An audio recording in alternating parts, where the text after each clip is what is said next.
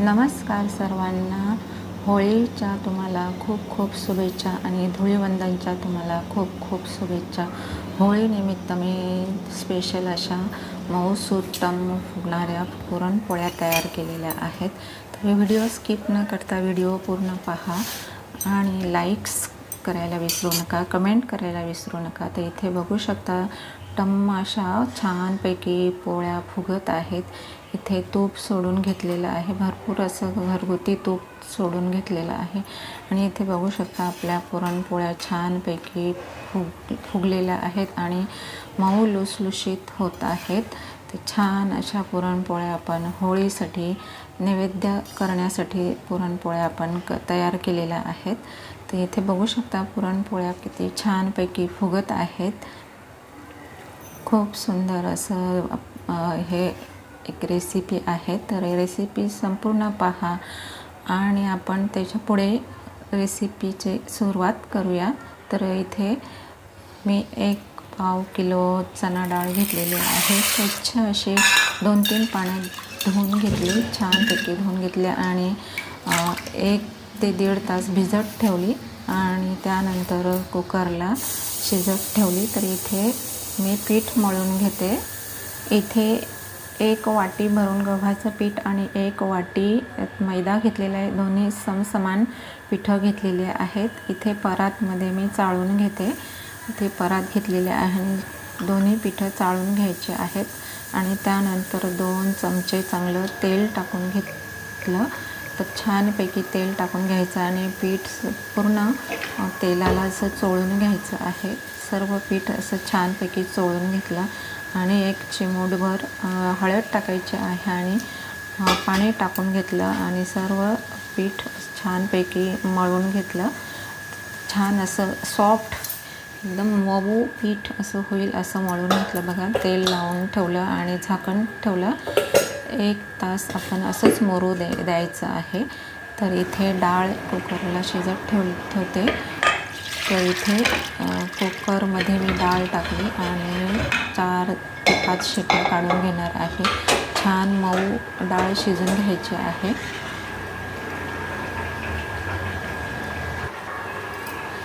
इथे कुकरमध्ये मी डाळ शिजत टाकलेली आहे. त्यामध्ये मीठ टाकून घेते आणि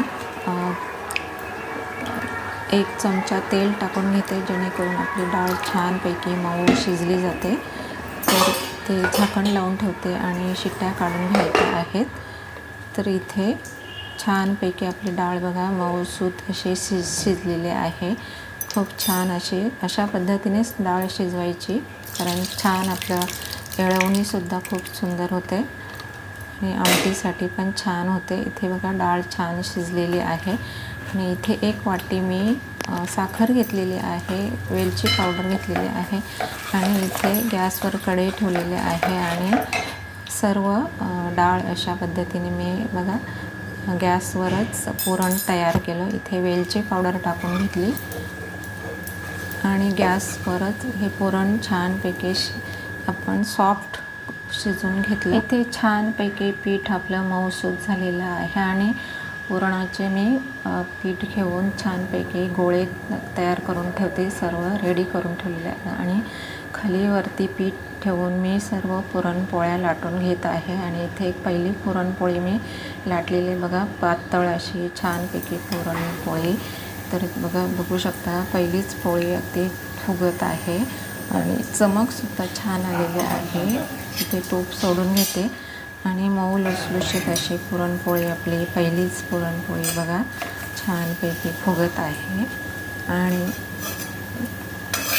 छान असा कलरसुद्धा आलेला आहे. मी थोडंसं चिमूटभर हळद टाकलेली आहे, त्याच्यामुळं छानपैकी कलर पण आलेला आहे. दुसरी पोळी मी लाटून घेतली, दुसरी पण छान अशी फुगून आलेली आहे. तूप सोडून घेतलं आणि सुंदर असं आपल्या सर्व पोळ्या तयार होत आहेत.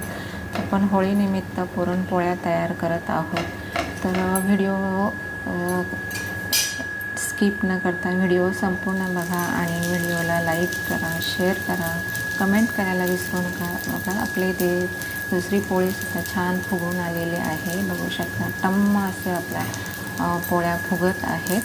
आणि खूप सुंदर, खूप छान वाटतं की सर्व पोळ्या अगदी छान होत आहेत.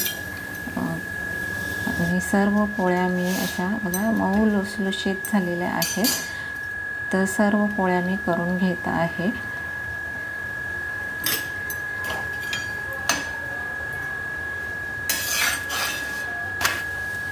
तर इथे बघू शकता दुसरी पोळीसुद्धा मी करून घेतली. छान अशा खरपूस भाजून घ्यायच्या आहेत. इथे पेपरवर मी टाकून घेते आणि इथे बघा ती दुसरीसुद्धा पुरणपोळी छान फुगून येत आहे. भरपूर असं तूप टाकून घेतलेलं आहे आणि सुंदर अशा पुरणपोळ्या होत आहेत.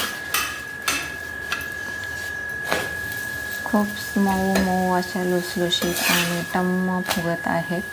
तर बघू शकता तुम्ही खूप सुंदर अशा आपल्या पुरणपोळ्या तयार झालेल्या आहेत. तर व्हिडिओला कमेंट करायला विसरू नका आणि होळीच्या तुम्हाला खूप खूप पुन्हा एकदा शुभेच्छा. धुळीवंदनच्या पण तुम्हाला खूप खूप शुभेच्छा.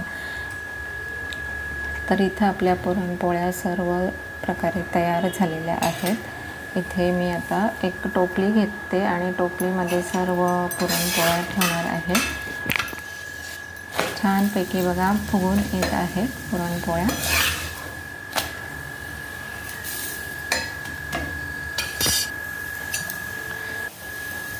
छान अशा खरपूस भाजून घ्यायच्या आहेत बघा.